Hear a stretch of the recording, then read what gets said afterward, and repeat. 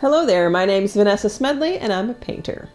Well, today we are going to journey back into the world of Graphitint Pencils, which is water-soluble tinted graphite pencils. They work kind of a little bit like a watercolor pencil, but they're a lot of fun to use. And we're going to use that on toned tan paper, which could be interesting. And we're going to paint this lovely little scene from Paris. And that's from a photo that my mother-in-law took while they went there a couple years ago. So, let's do this. Here are the materials for today. You can pause and screenshot that, or they are listed in the description of the video for you.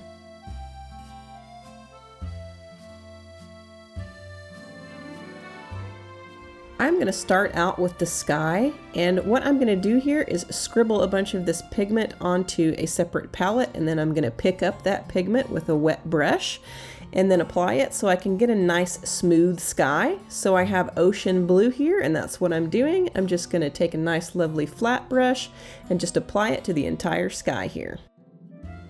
If you're completely unfamiliar with how to use these pencils, I made a video that goes more in depth on how to use them. If you'd like to, you can click the link above and it will help you out a little bit. Next, I'm going to work on some of the greenery here. So I'm picking up ivy, which is a nice lovely green color, and I'm going to start scribbling in some of the tree areas here.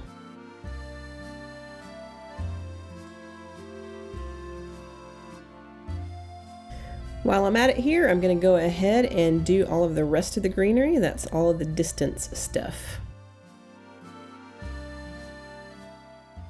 Filling in some more darker areas for some shadows, and then I think we're going to grab the slate green here to add in even more shadows. We're just going to go over the darkest points here in kind of a random pattern. And doing the same for the other green areas.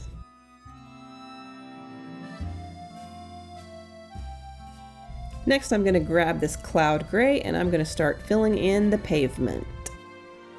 I'm going to do that in kind of a light uniform coat for right now. I don't want to go too dark too quickly, so I'm just going to add this real kind of lightly for now.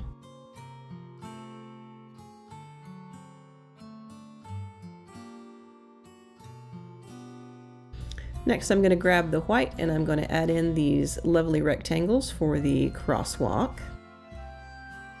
And for the area that is the cast shadow of the buildings, I'm using cool gray here, and we're making that quite a bit darker because it definitely is darker.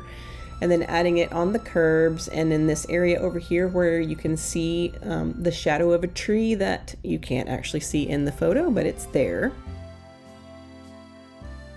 Then I have the white, so I'm going to add that into some of the window details and the architectural details real quick.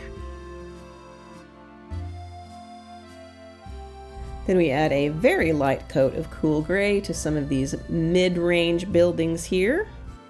For the reddish brick on the top of this left side building, we are going to use chestnut, and I'm just going to add it in here fairly lightly for now. We may darken it up later, I don't know.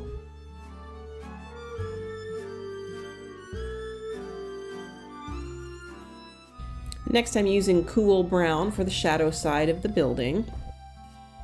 And with that same color, I'm going to start adding in some of these architectural details. It would not be France without all of these fancy details on these buildings, so I'm going to go ahead and add them in, even though they're a little bit fussy as far as detail goes.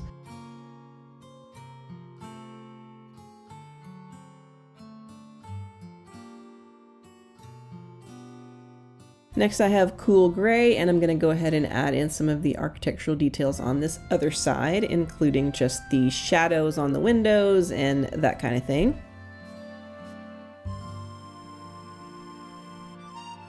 Now, as a side note as to why I chose to do this on toned tan paper, you can see that the majority of these buildings are tan, and so I don't really have to fill in nearly as much as I might on a different type of paper, so it's just a little bit easier. And then, you know, for white, I can use the white highlights, and, you know, if it's got a little bit of shadow, I can make the shadow very, very light.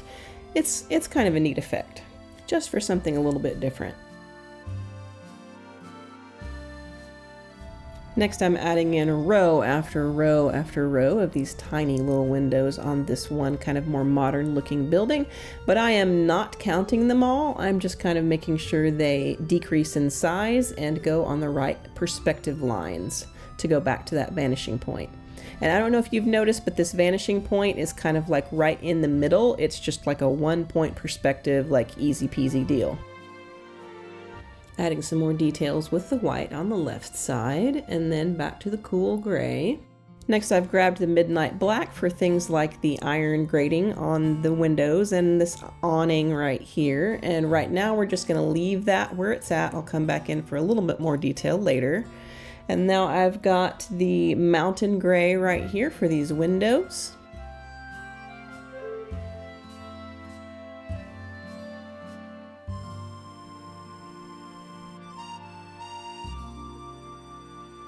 Little bit more white here.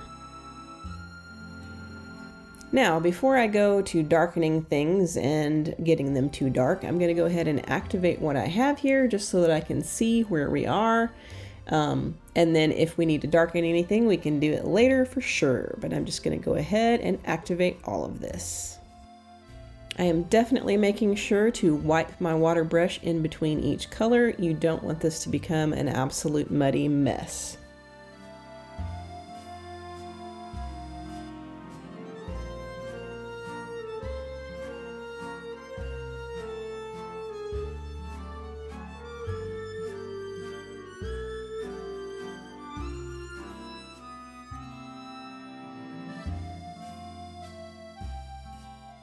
For some of the larger, more flat areas, I'm using my big flat water brush, and that makes it just a little bit easier.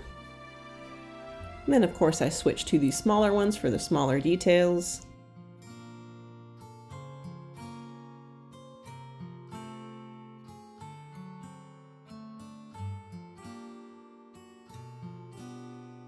Now for the large expanses of just flat buildings, I'm using the big flat water brush, but then I switch to a nice 1-inch flat brush to make it even easier.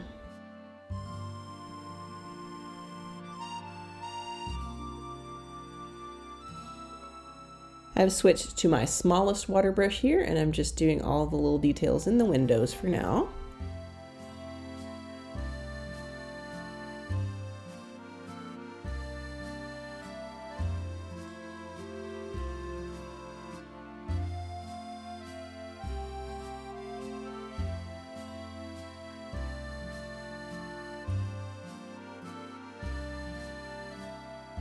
As I'm activating this tree, again, I am making sure to clean my water brush often so that I am not just pushing all of this paint around into a muddy mess. Now I'm going to let this layer dry completely. Alright, the shadow side of this left building definitely needs to be darker, so I'm coming back in with cool gray and we're darkening that up to kind of match the cool gray that's going across the pavement as well. And then I'm just going to darken up other areas as well while I have this cool gray. I also think this cloud gray on the rest of the pavement could be darker, so I'm just going to go ahead and give that a nice even coat. And while I'm at it, I'm just going to go ahead and activate the entire thing, all of it that I've done so far. Again, using a flat brush for the big areas.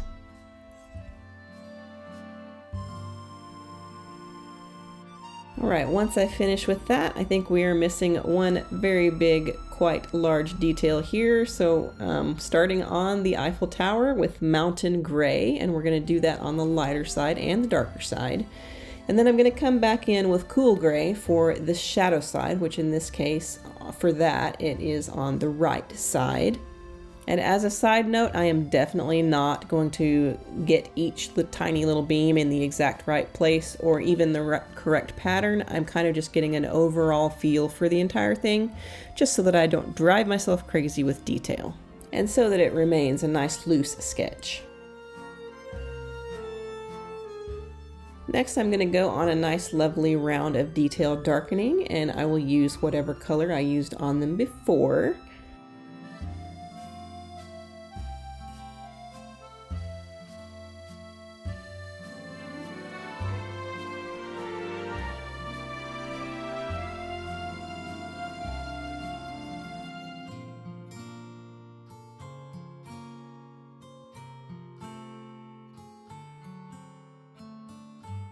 Now I'm going to come in and I'm going to add all of the windows and things like that on this side of the building, because you definitely still see that even though it's in shadow.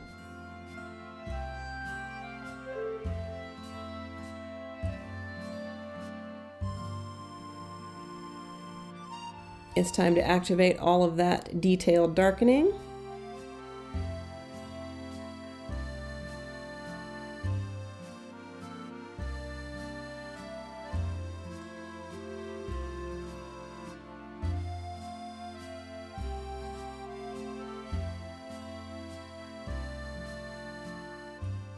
For this little cafe here on the right side, I'm just going to kind of fake in some detail rather than going crazy with it again. The white being the little sides of the chairs, and then the darker colors being the kind of the tables and table legs and things like that. Really just faking it in. I definitely don't want to go crazy with too much detail, because that would take forever and it would draw too much attention to it. That is really not the focus of this entire little composition here, so I just want to fake in some detail. Now I'm just going to add in some very final details. I think this is with the midnight black, and then some white with the highlights and things like that. And otherwise, I think we're just about done with this little thing here.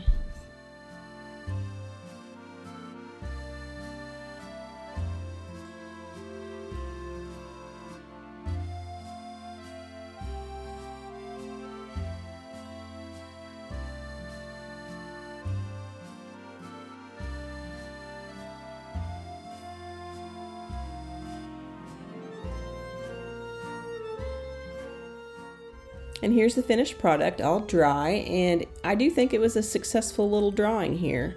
And that tan paper really helped to fill in a lot of that tan details on the buildings. And there you have it, a nice little sketch that plays to the strengths of both Graphitint pencils and toned tan paper. Don't forget to like, comment, subscribe, share, all of that stuff, because that's how this channel gets to grow. Thanks for watching. I'll see you again in 2 weeks.